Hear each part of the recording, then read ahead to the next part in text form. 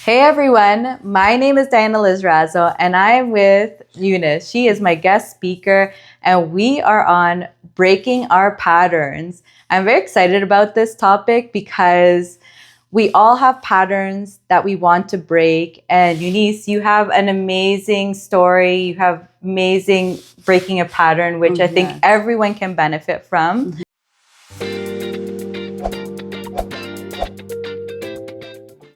And we can all learn from each other and you can share your stories with us. So before we get started though, do you want to just share a little bit about yourself so that the audience can get to know you? Sure. I don't even know what to say, but yeah, so I'm Eunice. So, I'm from Mozambique originally. I've been in Canada for 10 years now.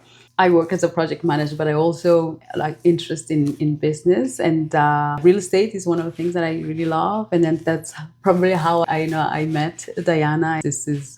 I'm a mother of 4 children, and so that's great. So what is the story that you want to share with us? And I think you have actually 2 stories, which I love how you're going to connect them. I hope so. So it's a story that I was in Mozambique when that happened. It was a traumatic event. So I was 16. It's funny because it's not funny, but it was after a grueling week of exams. So I decided to go. I said I like theater. Like I said, I like art and I like music. And I said, well, I'm just going to the theater. And then I said, well, why not? And I went there with friends, and then the friends lived in a different area than I lived. So I had to take, transport to go back to my place. And then this is where, as I was standing waiting for the bus and stuff, and then, approached by 1 and 2 and then 3 men. And then, afterwards I was sexually assaulted. Did you scream? Were you in shock? When it happened? So this is the because actually the first one, there were 2 men. They came, so I see them. They have a motor, so they dragged me to a motorcycle, and then they start, and then I said, okay. So they came to an area. I'm like, okay, so Eunice, as one do, I think I was reckless, or I was just like, guess I'm just going to save my life one way or the other. So I jumped from the motorcycle. I started running. I didn't even notice that I had scratches on me. I just started running. Yeah, I don't think that's the last thing on your mind. I don't think you feel pain at that point. You're just survival. I just said, I'm just going to run for my life. But then they caught me, and then they put me in, and she was just like really pressing me between the 2 of them. And then they took me to some building somewhere, and then this is where I arrived. So I see other 3 men. I'm like, okay, so this is happening, I guess. So they push me down, and then they're very smart, I have to say. They put me at the top of a building, so there's no one, there's no sort of a roof of a building. The terrace? So the terrace, yeah. Like you could see the sky, you're on a terrace. Yeah, you will see the sky, a terrace. So so they start whatever, they took turns. And I said, okay, Soki, I don't remember screaming. I don't remember doing anything. Actually, just shut you probably blanked out and left the world, I feel like. I completely left the world. I said, okay, so you do whatever you do. So all I'm doing here right now is like, I just don't want to fight back so they don't kill me. Because, I don't want to die. Not now. I feel like I'm all alone. Did they leave you afterwards? They left you in the building. They just ran off and left. I'm like, okay. So I look after, I get dressed. I'm like, okay. So you're walking. I think I didn't even get into the bus. I start walking, and it was like a 2-hour walk from my house. And then And were you probably in a daze, or were you in shock, do you think? I was probably in shock because I was just walking, nothing going into your head. Were you thinking? No, home, I'm just going focus? To home. But then I arrive home, so my mother looked, because my shirt is all over the place, and then she's like, and then I had trousers, because you pay attention to those kind of things, you dress not anything that would suggest that you were free to any party whatsoever, right? And then I tell my parents, and I think what happens next is what the act itself became some sort of shit happens. But when your own family, your father says it's your fault, then I think I completely forgot what happened. Not completely forgot, because not forget, but it's usually, okay, I accept that this happened. There's no way for me to go back and change that. But this is horrible.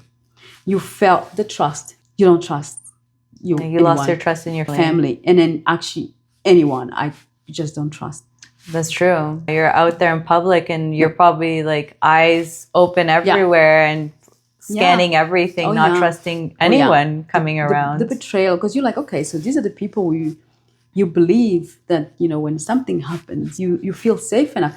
And then this is the thing, I felt safe enough, even though, you know, my father was always, you know, this very masculine and very like authoritative tough, but still I knew then that I could still go home and talk about stuff like that. But when that happened, I said, I am not safe anywhere. Who can I trust? So to go back a little bit, just in the story, it's like, and then this is just sort of a passe story. It's like, because when I was 13, I decided to go to church because my parents did not go to church. So I said, oh, well, I want to get baptized. I want to understand this, what it is, God, you know, my friends go to church and stuff. And then when that happened, it was happening, I was asking the God, I was told that He's always there for me. Where is He? Right at this moment, I don't see Him. Because if He's there somewhere, surely He'll send, you know, an angel, something to stop. Yeah. And then Oh, wow. So not only you lost trust in people, but God too. Like everyone just didn't trust anyone. No one. Wow. Yeah, it was like everything went to flames. And then obviously it's when you were young, you're 16, you just don't trust anyone. Your teacher saying something, yeah, sure. Your friends. And even after that, then did you lose even that trust to tell them other things afterwards? Yeah, absolutely. You don't tell me anything else afterwards. No, you don't tell them. You just say, because you're like, if you're gonna say that it's my fault for that, why share anything else? Yeah. That's true. Yeah, and then I went to church. I said, okay. I went to church because at 16 when you went back to church again. I said, okay, let me go to church and then see if, you know. So I went to church and then talked to the priest and I said, you know, this happened, and the answer was, I think I was expecting something else, and then the answer was like, you know, pray, do this and do that. And I said, that's not what I'm looking for. And then that day I decided to leave church. Oh, you went to the pastor, to the priest, asked, and they just said do prayers. Yeah, and you're like, what is that? Hail Mary, do your Hail Marys, and then, you know. You're like, I don't know if that's gonna solve my issues. I don't think that right this moment. I don't think Hail Marys will help what I'm going through right now. Then, sure enough, you're like, okay, so I'm on my own. So there's no one else out there for me, not even the big guy. So I said, well, this is how then you live in that, you know, you don't feel safe anywhere, not even with your own thoughts. Oh, even in your own thoughts? Yeah, you don't feel safe. Or you just felt, I guess, then a lot of fear all the time. Fear, basically. When you go, so imagine when you're going out, you're walking on the streets, it's any movement, it puts you in that state of, I'm ready to fight, right? Every time.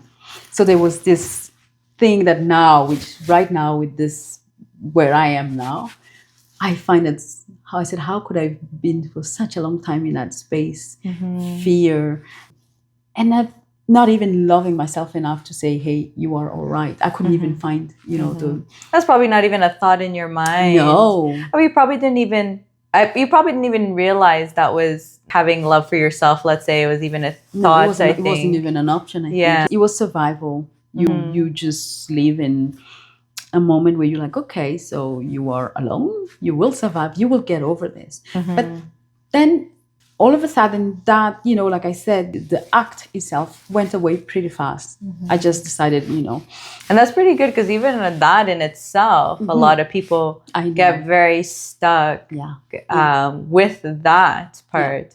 But I think it must, like you said, I think the reason was, yes, it was a horrible thing that happened, but that break of trust clearly was even worse to you. That is just like, wow, I can't even rely on family. How can you? Yeah, so that probably like trumped it so much that you were able to kind of block it out or something. I don't know if it's because it was like more of, because right now, because I remember, because now I was back in Mozambique like a few months ago, a month ago.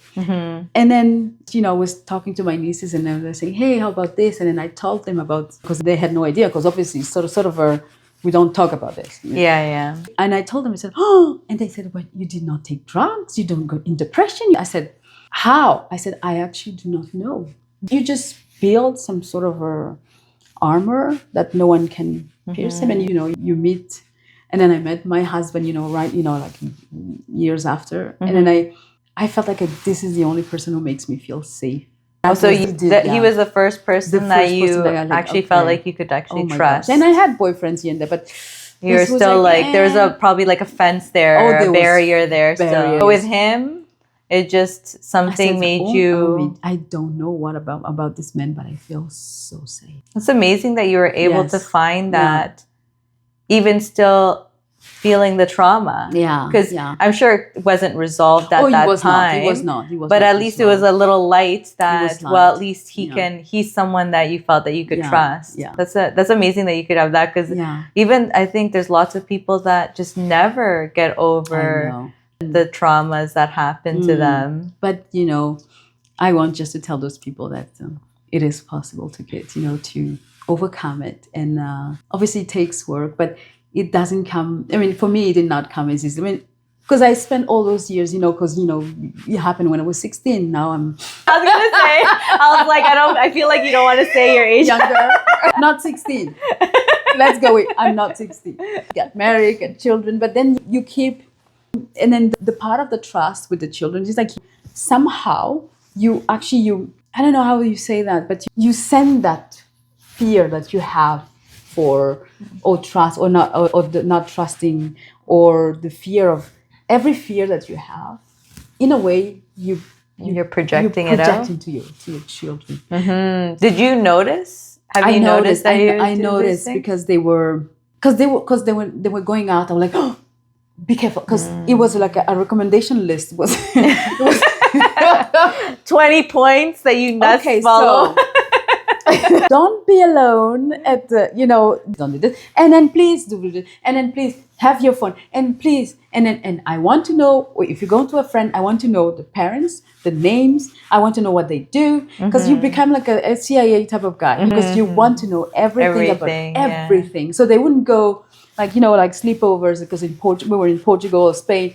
Sleepovers are like, what is the name of the father? So we'll start with the father. The mother. What do they do? How many kids? Or I would just go over it and then look at them and then ask friends who know these people. I said, so how are they? I'm like, okay, so do you know them personally? But it would take me a while for them to go for a sleepover, because I said no. And then when we start taking the bus, I was like, oh my gosh. And then that was part of, for me, okay, just trust that it will work. First time they went on a bus alone, I think I was... nerve-wracked. I think I was even sitting and out like this. I wasn't. And when I heard the door, so relaxed. Yeah. So this is how my life was. But it's funny because it wasn't. And you probably, did you realize at the time? I wasn't. I was going to say, you probably didn't realize you're projecting all those things onto them. No. And them as kids, they don't know. They just think, oh, my parents are probably overprotected. And that's it. Yeah. It's really funny because just to share a little bit of mine, because I've had, for me, it's actually, I've never had anything in my life that has problems with trust. But I had a similar where I think something happened to my father that he does not trust. And like you said, so I started, as you get into personal development, you start learning about yourself. I started realizing, like, why do I have trust issues? I'd always go back to my childhood of nothing traumatic in a trust sense happened that I should be having trust issues. And then I start realizing that, and then as I would talk to my dad a bit, he doesn't fully open up. But then you start getting to know, you start pulling some stories out. And then I'm just like, I was just like, you had trust issues. And so it was showing in a lot of areas. And it's just because I never had a traumatizing event, at least in the relation of trust, that, you know, I don't know, I'm just for some reason a super cautious person, but it was because my dad was like that, and I don't know what happened for him to be that way, but it got projected onto us. Oh yeah. Oh, I can. And then when it came to a place, a moment, I was like, okay, this relationship with my children and my husband, something is wrong, but I can't just put the finger on what's wrong, you know. And then you go on, and then when we arrive in Canada, life, you just continue with your life. But then I think it was right after COVID, and you start feeling, okay, so I know I don't want this anymore. I don't know what I'm feeling, but I feel this Tension of some tension. sort. But then, you know, things start to come up and you feel anger for anything. You don't understand what this comes from. You're like, okay, so why am I angry all the time? Why is this anger? Why? And then you start looking, okay, so because you just say, okay, you know, it was the past, it's okay. Or I'll get over it I'll or get over something. it, Like you you think know, like you it's just something passing. Maybe Yeah. I'm having a bad day or something and Yeah. you're just like, Yeah. let it go. But then it starts continues and piling up, and then you are not good with. And then my kids, you know, my eldest kid, my eldest, my two went to Europe to study, and I kind of like, okay, so there's this void of, oh, they're not here, but then it's like, okay, stuff are happening to me, but I don't know what it is, and you start with the sadness, that is deep sadness. You're not enjoying life anymore. So you go, right, you know, oh, let's do this, sure. But there's really No excitement or happiness whatsoever, about happiness, it. nothing. And then you get into this. And then when it was worse, when I was going downhill from there. And then it went terribly wrong when my sister in Mozambique was diagnosed with breast cancer. Sorry to hear that. I think she's fine now. Great. She's doing amazing now, thank God. And then I said, okay, and I didn't need this. I don't know what's happening to me, but I didn't need this to add to my Like another stressful thing, and I just don't have the capacity. The emotional bandwidth is done, and now it's like adding more. And then right after my husband lost his job, it's not like all of these things that keep happening. Is like, I see it's happening, and then it just go. I like call it a black hole, you know, the one that we have in the center of our universe. That one, I went in there, and then everything happening. I'm like, oh yeah, I'm losing the light. I'm going down. Just go to a point that I'm looking. I'm like, I don't see anything up, you know. And then I still felt this fear, this anger, but somehow I started saying, I think it was one day I said, you know what, I'm done. Do whatever you want. I said, if you are there, if you want to kill me, but I won't do that to myself. So just do whatever you want. This surrender.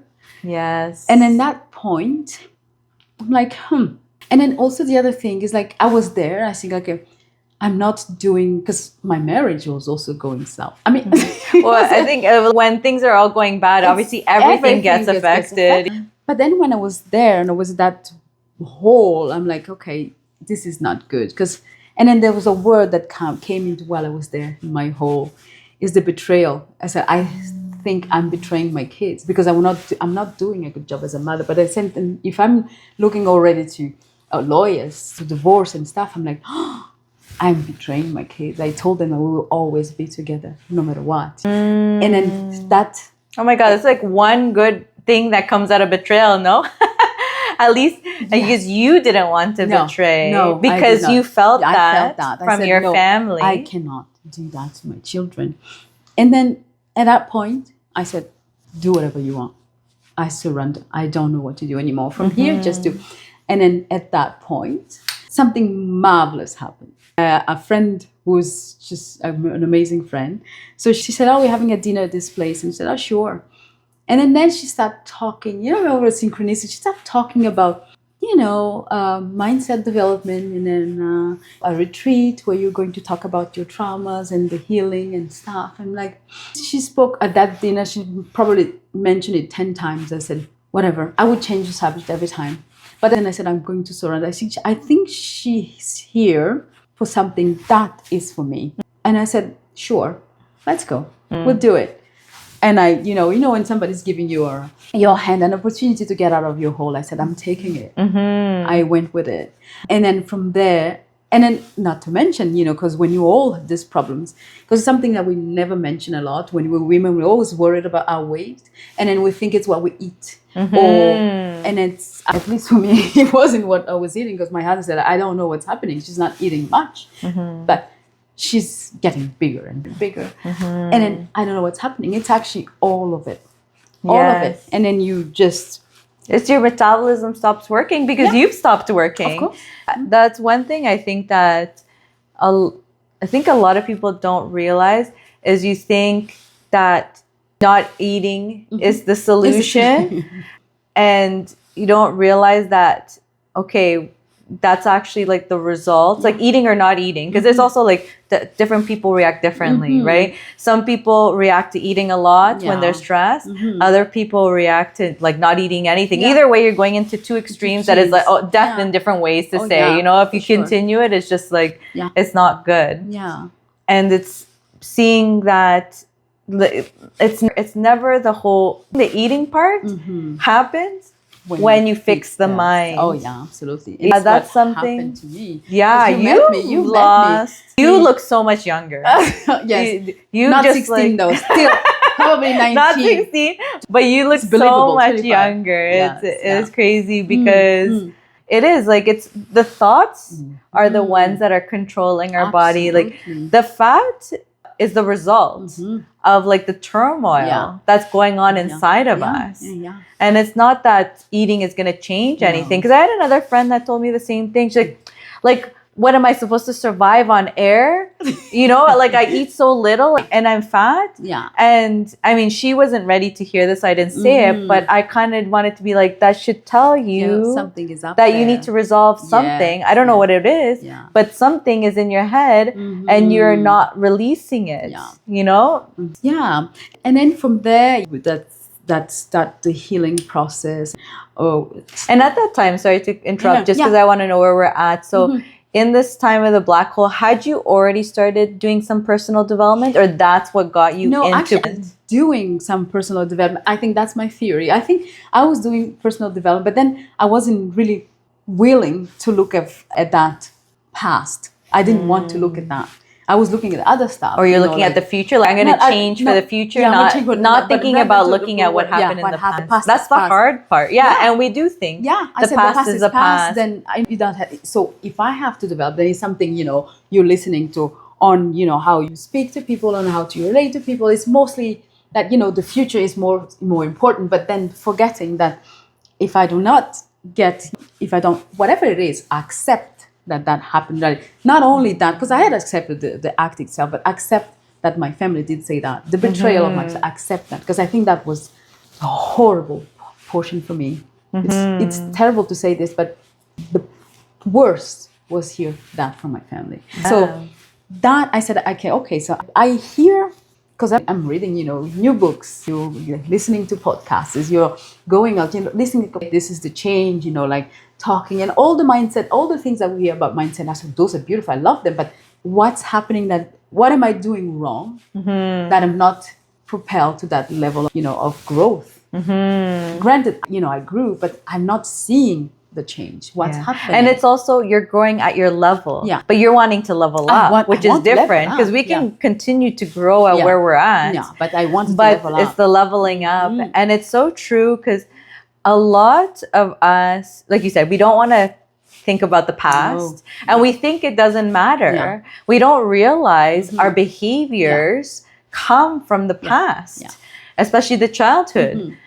And so we're thinking like that, let's add, instead of thinking we should be removing. And what are we removing? Those behaviors out. What is like that? And understanding, right? Like that.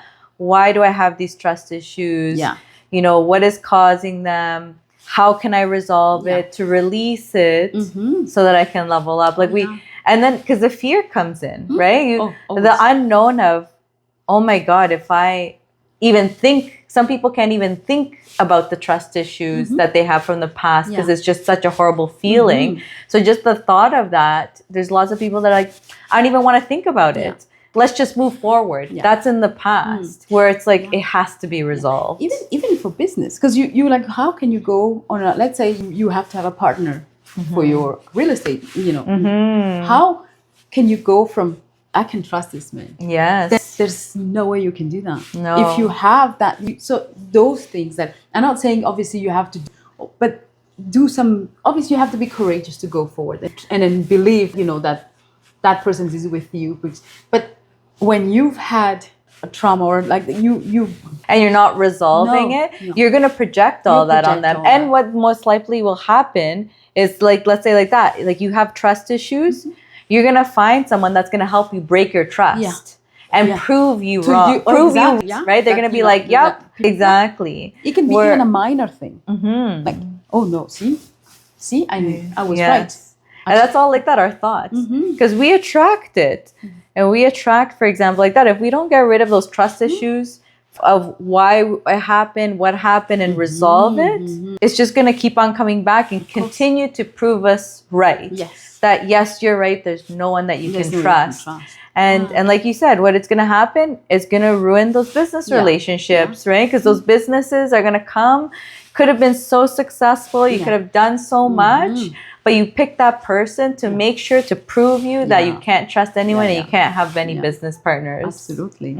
And then that's when you start then doing this work of this journey of mindset development or even spiritual work in my case, because I wanted to be friends again with the master of the universe, because I said during that time I said, okay, no, God does not exist, there must be something else, right? So you start listening to scientists talking about how the world came about. And then when it was this podcast, I think it was Brian Cox who was asked about God, and then I think at the same time they asked about before the Big Bang what happened, and he said, well, we don't know.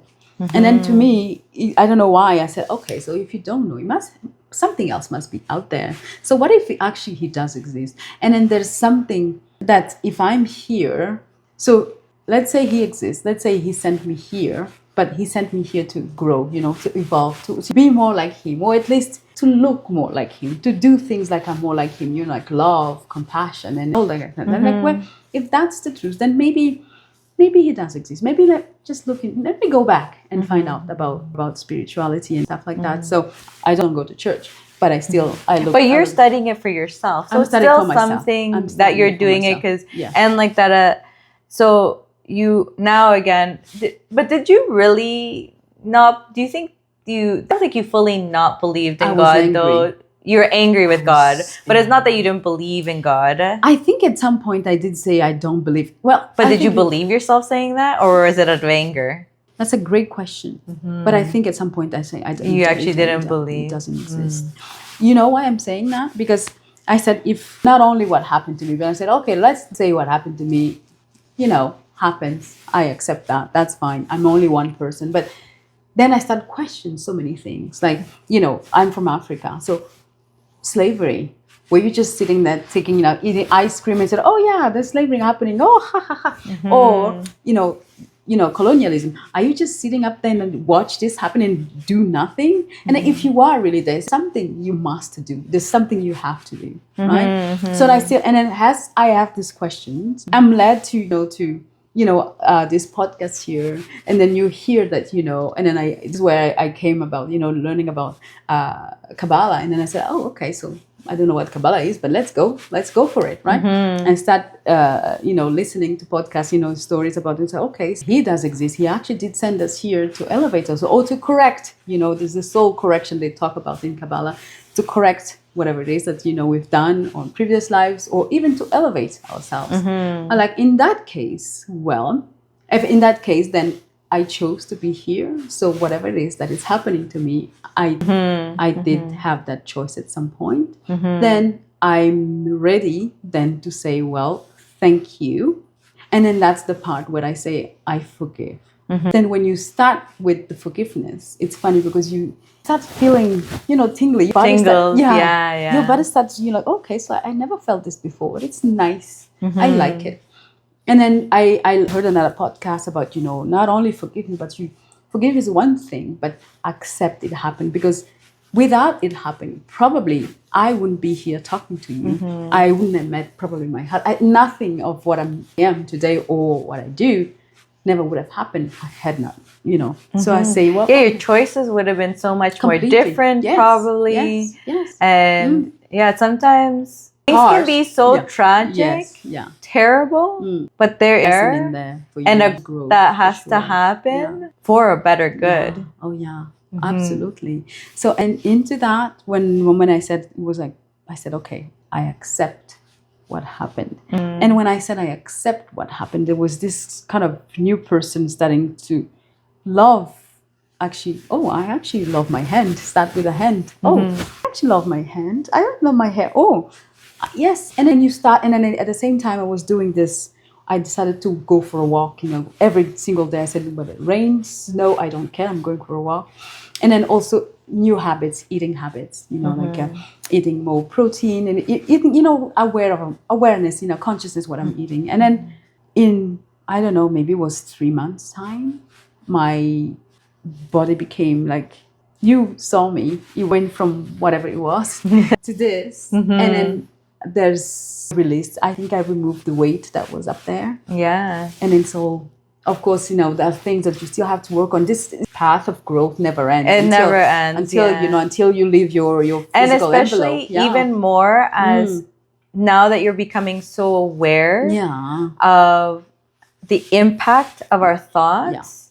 Yeah. I think even more once you have that awareness that we are we control our lives and we are giving ourselves what we want. Yeah. So it's what we are around or what's around us, we've called that in. And so it's like, why aren't we in control of it? Why are we letting the outside control it? Yeah. We should take control over it. Yeah. And then the other part, beauty of this, is like my marriage. It's like we're on the verge of like, okay, you go our separate ways. Now there's this it's sort of a new, it's just like we met yesterday, but you met some identity. And then it's I love that. so much fun. And then because we used to, and then this part of this work, so we know how to, even when when we start, okay, so you learn about what triggers you. You no longer look at, oh, this is happening to me. It's because, Diana said this. Or it's because my neighbor said, oh, it's my kids. It's not about anyone. Yeah. Whatever's happening, it is in there, and then look at it. So if my husband says something that triggers me, so this is the part where we're both in agreement. So it's such a marvelous place to be when because you look at him, I look at him like, oh, I love this guy. Oh, oh my gosh. But your eyes have changed. It's like you're putting on new glasses or something. It's just like things have completely changed. So when he says something and I get triggered, I don't like the trigger word because you assume that you have a gun. Somebody has a gun. No. Not that kind of trigger. But anyway, so when something like that, you're like, okay, Eunice, it is not about him. I look at him, and most of the times what I say, thank you so much. I welcome it. And then I go and I look at why is it happening? Why? Yeah. And then when I look at that and then I work on it, I'm like, oh, the next time it's going to say that it will never have any effect because I'm no longer. You've resolved it. I've resolved it. And you know why it triggered you. Yeah. And then again, it's like another new lens comes up and that word doesn't even bother you anymore. You can say 10 times like, oh, I don't even care. But then it's same for him. I say something. And then it's the fun part again. It's like we talk about these things. We say, he said, that triggered me. So I look at him, I said, I guess it's something that you have to do. I'm going to leave you. I'm just going to sit there. And then once whatever is done. And then when it's done, it's like we meet again. Yeah. Or either we decide to talk about what was the trigger. Sometimes we are actually. Or you guys are fine and we just don't even need to discuss we don't even know because you're like, what for, right? And then that's how we live now. And then so now because I didn't, because I tend to say I have two batches. Because I have my kids who are, older, and then the twins who are, 12. Yeah. I said, okay, I raised them with the person I was before. Yeah. So right now I'm this new identity, new person. So I'm going to teach them or whatever it is that I know, bring it to them. So yeah. And then it's kind of showing. So it was, I think it was a month ago, one of my twins says, you've changed so much. I love it. Oh, I was, Oh my God. Yeah. But especially when they see it. Your identity has shifted. Oh, yeah. And it's funny how, like you said, you surrendered. Yes. And that's a big part. And we don't realize how we're trying to control our lives. And on top of that, playing the victim. So not only is like we're blaming everyone around us, but it's funny how it's kind of contradictory. But at the same time, we're trying to control everything. And then you surrender and you're just as if opening your heart to God. Be like, do what you got to do. Do what you got to do, because I'm just, you know, I'm tired of just me doing it. And I don't know, I'm clearly doing it wrong. And So it's like, over. just tell me what to do. And then you just see how all of a sudden that you release the control and you decided to now start listening and hearing and just following. And then most importantly is the newfound relationship with the man up there. I mean, the master of the universe. And it's such a beautiful thing. So, you know, so it's feel like everything is amazing because you know it has your back. You don't have to do everything. You don't have to control everything. You just be. And I think the other reason I think why it's so good for you and you have these good feelings, because I think this may not happen to other people, but it's because you're learning, you're understanding, you're trying to understand God, you're trying to understand your situations, you're trying to understand everything. And they say as you create clarity in yourself, you just start, it's almost like they say, you know, like life is a game. It's also almost becomes in a situation where you like, how can I make myself do this or that? How can I go in this direction or that? Because now you know how to get there. I mean, we know how to get there and we're still in the practicing of getting it, but you now know the steps to get there. And now it's like, what can I make myself do? And that's an exciting place to be. It is. And then you also, for example, like the fears. Right, those fears start going away because it's almost excitement. Like, oh my God, like that unknown kind of seems like a lot of fun now. Whereas like before, change, you're like, I don't want to change. At least I know that this life is as it is, and it might be miserable, but at least I know it's this kind of miserable.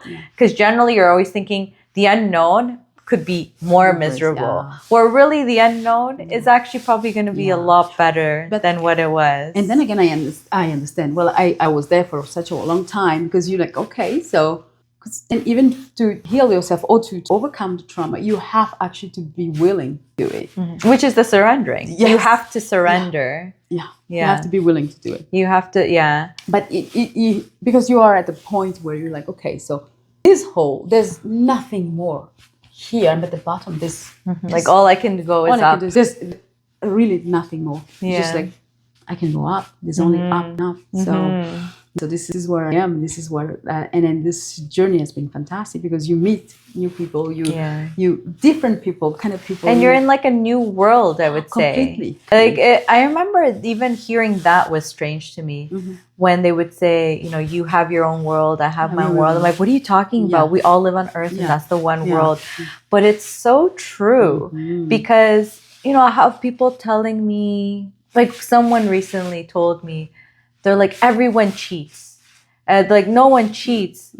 And I was like, wow, I've never, in my group of friends, I don't have friends that cheating on their significant others. Thankfully have never been cheated on. And I was like, not in my world. No. And I was just kind of like, why don't you come into my world? Yes, exactly. I'm like, it's a lot more fun. It's fun. And, you know, it's funny because then you start like that. I think especially like that once you get into personal development, you're seeing everything in different lenses. And even your vibration, even you know we talk about, you know, because this person I feel such compassion for her, but it's the new vibration. You have a different frequency. So obviously, if you are at that frequency of, you know, everybody cheats, so you will only see that. Exactly. You will only attract that. You will. Because you're looking to prove yourself right. And it was just a little anecdote. I was, because I love, after dinner, I like go for a walk, and then it was dark outside. And then I was like, okay. I had my headphones. I don't know why. And then I was just listening to a podcast. And then usually I'm okay with it. Okay, I go out, no fear. Because in the past, I never would have done that. It's impossible. But now I go out alone and go out. But then fraction of a second, fear came into me. And then I sensed someone behind me. And I'm like, because I changed because usually I'm here, you know, my frequency, I only see, you know, everything is good. You know, it's from the creator, obviously is good. And then that fraction of a second, I feel like, oh, there's someone behind me. And then I said, oh, okay. At that moment, I said, okay, God, if I must die, I accept it. Thank you so much for this wonderful life. However, if it's not my time, please remove anything that should not be near me. And then that person who was feeling behind me just crossed the street. Yeah. Completely went out. And then that's, when you have to bring that person to this world where you don't have to think of everybody cheats, because if you're not thinking of that, it will not come to you. Yes. And you don't realize like that. We're always trying to prove ourselves right. Yeah. So why not prove ourselves right with amazing thoughts? Exactly. Like for me, saying, okay, I believe, I'm certain that at that time my prayer was heard, and that person was, and then that's the place how I want to be. Yeah. Obviously, I'm not saying I'm going to stand in the highway and say, "Hey, God, save me." No, I won't put myself in and expect to survive. That's a different thing. But it's okay. You don't put yourself in harm and be like, "Hey, God, I'm testing you." No, that doesn't work that way. Yes, yeah. It's you know what I mean. It's just you. But again, even in that, like in the levels we're at, like these kind of things don't happen. You don't think I'm going to test God because you just know Him. You know that you are the one in control, and you have to bring those thoughts, and they will. And in the purity of where that thought is, if you want to put limitations to it, it's going to come in the exact way you've asked for it, with those limitations or without. And we get exactly what we asked for. Yeah. It's funny because they say, universe, I'm terrible. The universe will support you in your terribleness, So, universe, I am awful. The universe says, yes, you agree. And it will bring everything that is awful that you think is awful about you. But it's like, universe, I'm good. The universe, of course you are good. He agrees with you, whatever happens. God agrees with you, whatever it is that you decide. It's a free will thing, right? So, 100%. So instead of just saying I'm awful, say I am good. You don't believe it at first. Just say it. I'm good. And if anything, I'd say if you don't believe it, what is that limiting belief that's making you not think? Exactly. That you're not. And you can resolve it. And then, like you said, you can forgive it. And I'm curious, when you forgave yourself, what exactly did you forgive?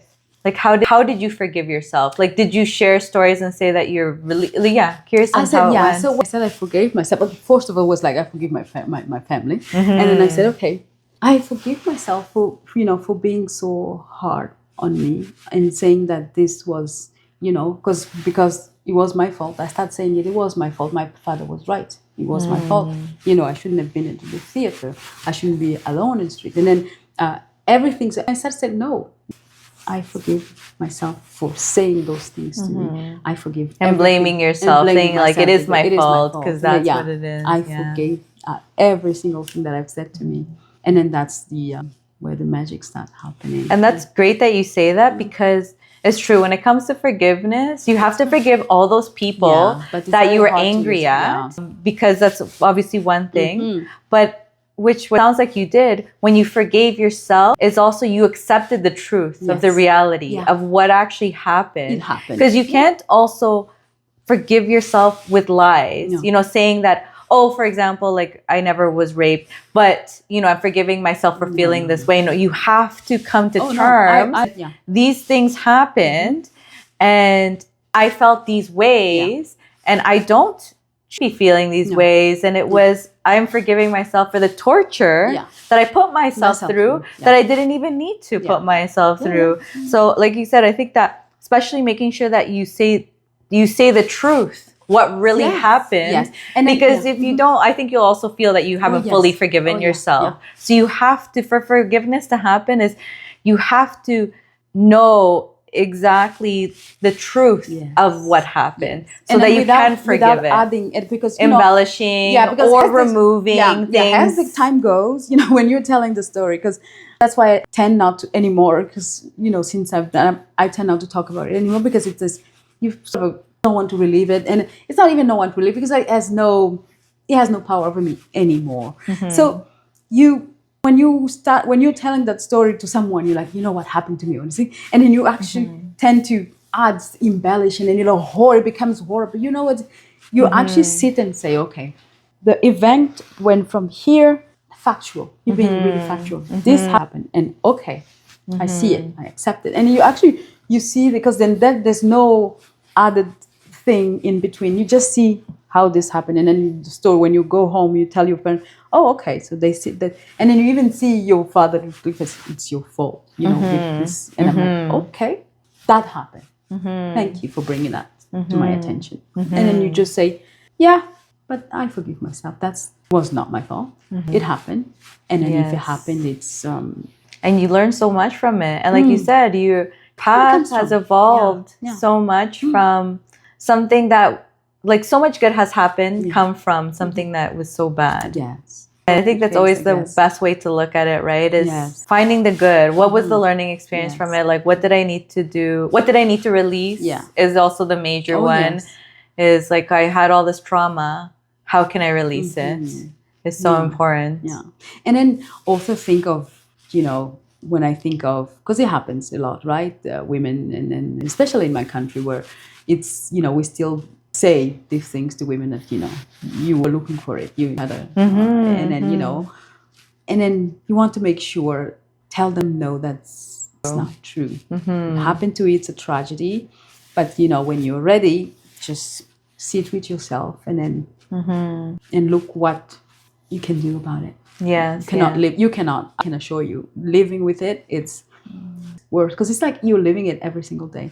For me, not the case, the act itself, but the hearing my father tell me all the time. So it's like I'm sure you heard it in so many people, so many situations where you're like, don't trust. Betrayal. Work, you get triggered when somebody says, oh, it's this department's fault.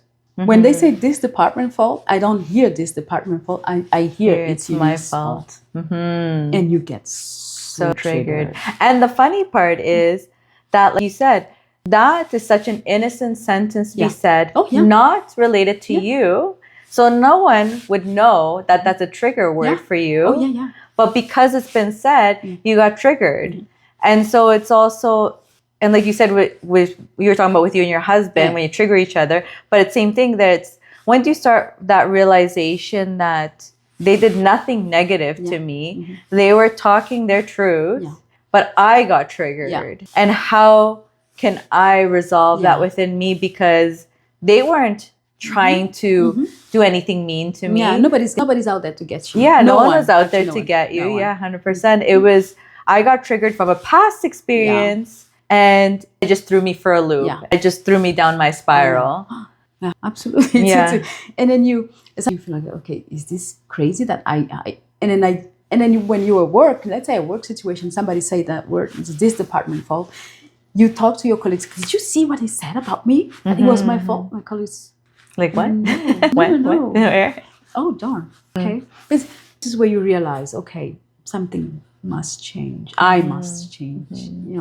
And when you decide to do so, just go for it. It's uncomfortable, for sure. Yeah. It's not fun, 100%. No. The beginning is scary. It's just scary. But if you jump the hurdle, just jump.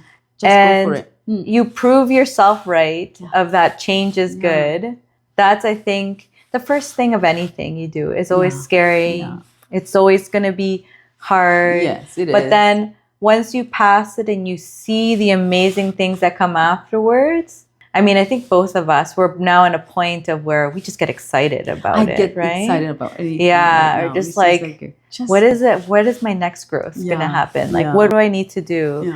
Well, you know, it's like, yes, I may go through angers, fears, depressions, anxieties. We're not saying those things, just obviously, but you understand that you are aware. So that's the thing. It's the word like I love. I came to love this word, the awareness. You are aware. So if something is, you are uncomfortable with something, you're angry, then you are aware much quicker than you would be, you know, in the past. And you're like, okay, this is happening. Now, let me see and then I don't even look at what said what. I just look at myself.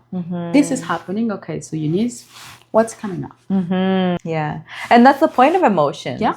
The purpose of emotions are not to go sharing it with everyone and be like, I'm angry, I need to make sure that you're angry, too, or I'm crying, I need to make your life miserable. No. It's there to tell you something inside you, there's something wrong, there's something that I need you to be aware of. Your emotions are there to bring you an awareness that, hey, something's going on, let's resolve this. Let's look at it. And so like that, because even yeah, for me, for example, like my emotion when I hit rock bottoms or I get like I can't handle, I get like too much going on and I can't handle. Mine's more of a depression.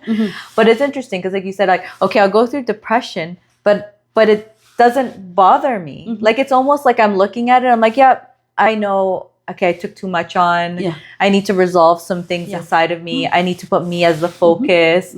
And it's not like, at least now, it's not like a bottomless pit where I think it's going to, like, my life's gonna, not that it's gonna end, but you know, like, it's like this, like, oh my God, like, my life sucks. Like, it's no, actually now it's very interesting. I see it so differently. Like, it's almost, if anything, okay, Diana, you gotta focus on you. You know, okay, what are the issues that cause this? You know, you start seeing things so differently. And it just it's like in Kabbalah. So what I'm learning is like when one of those moments arrive, or you're depressed or you're angry, you just look at them. You're like, okay, you pause. So obviously you don't react to anything. It's just you pause. Even if you do, because at the beginning, I think it's hard. It's Even hard. I know there's situations that will come up with me, and I was like, oh, I shouldn't have been that way. But then you come back to yourself. Yeah, you start, and then if anything, after the fact, you're analyzing it. After the fact. So it's like as you get better, I feel like you start to become aware sooner, and hopefully, like you said, you stop yourself before you start projecting the anger or whatever, and you start to resolve it before it gets there. But even if it happens, like, still look into it, because you'll see, I think, maybe before we're talking about, but even if you go through it, you guys get in a fight, whatever happens, but you resolve it afterwards, that will happen again. Oh yeah. But because you resolved it, you'll all of a sudden, for example, know, oof, that was my trigger word. And now that trigger word doesn't have the power that it did anymore. Or whatever it is, like whatever triggered that to happen, you know, you are now aware of it. And it actually doesn't trigger you anymore, or much less. If it still triggers you, means you still have to do a little bit more work still. Because then maybe you resolved like level 1, and generally there's levels, and then 5, and then minus 10. So that's what they say. So what I'm learning is that whatever it is, you just say to yourself, what a pleasure, what a gift. I welcome it, because it's here. It is a gift from the Creator, and it's there to show you what to change. So when you say, I welcome it, just bring it more of this. Because you should be welcoming it, because like that, like, it's there to tell you something so that you can change it to improve and experience something better.